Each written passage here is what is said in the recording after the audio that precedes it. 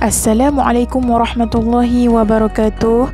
Alhamdulillah, kita bertemu lagi dalam kelas ilmu tauhid bersama Ustazah Najihah bagi tahun 2 Ibnu Khaldun dan 2 Ibnu Sina.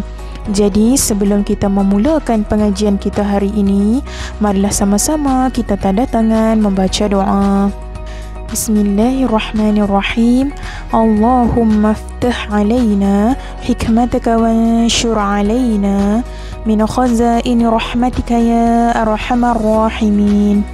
Rabbi shrah li sadri wa yassir li amri wahlul 'uqdatam min lisani yafqahu qawli. Amin amin ya rabbal alamin. Jadi hari ini kita akan sambung lagi pengajian kita ke tajuk yang seterusnya, iaitu keistimewaan Nabi Muhammad sallallahu alaihi wasallam. Jadi anak-anak boleh buka buku di muka surat 29. Sebelum tu Ustazah nak beritahu, Ustaz, dalam buku kamu agak sedikit tidak tersusun isinya, jadi Ustazah susun elok-elok dalam video ni. Jadi kamu kena fokus dalam video ni. Okey, Ustazah mulakan. Bismillahirrahmanirrahim. Okey, keistimewaan Nabi Muhammad sallallahu alaihi wasallam. Jadi kita nak tengok ciri-ciri apa yang ada pada Nabi Muhammad yang membuatkan dia istimewa. Okey, nombor 1, Nabi Muhammad sallallahu alaihi wasallam adalah rasul yang terakhir. Tiada rasul diutuskan selepas baginda. Nabi Muhammad rasul yang terakhir. Selepas Nabi Muhammad meninggal, tiada lagi rasul diutuskan. Nabi Muhammad ni adalah penutup rasul. Tidak ada lagi rasul diutuskan selepas Nabi Muhammad.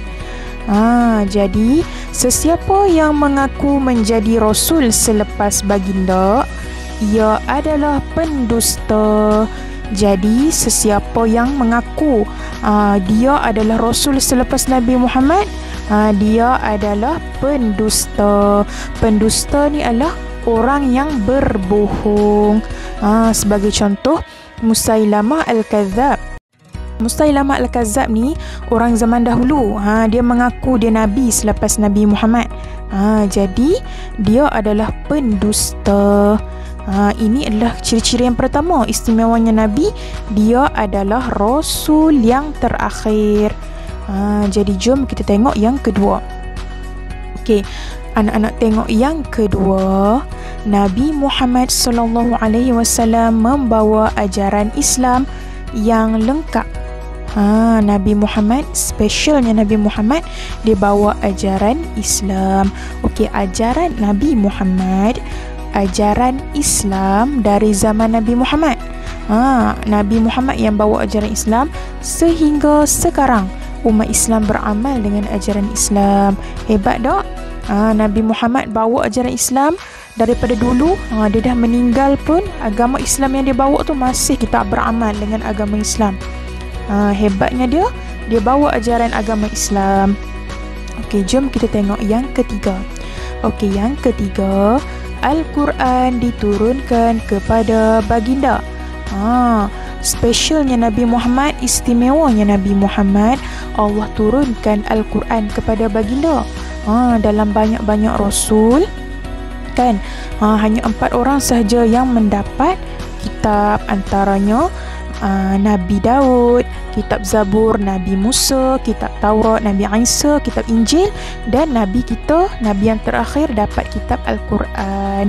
Specialnya, istimewanya, dia diturunkan kitab Al-Quran. Dan yang keempat, ajaran Al-Quran sesuai untuk semua manusia dan boleh digunakan tanpa mengira masa dan tempat. Okey, Al-Quran yang Allah turun kepada Nabi Muhammad ni, dia sesuai untuk semua manusia. Dia bukan setakat untuk orang Islam. Orang-orang bukan Islam yang melakukan kajian, ambil Al-Quran, melakukan kajian, bila dia nampak kebenaran dengan Al-Quran, dia perlu Islam. Dia pun mula beramal. Itulah kelebihannya. Dan dia boleh digunakan tanpa mengira masa dan tempat. Al-Quran ni boleh dibaca bila-bila masa saja nak baca, waktu pagi, tengah hari, malam, boleh baca di rumah, di masjid, di sekolah, di tempat kerja. Sebab tu dia kata ajaran Al-Quran ni sesuai untuk semua manusia dan boleh digunakan tanpa mengira masa dan tempat.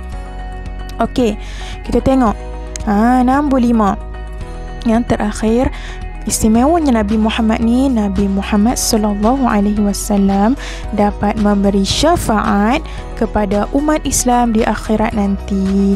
Okey anak-anak, syafaat ni bermaksud pertolongan.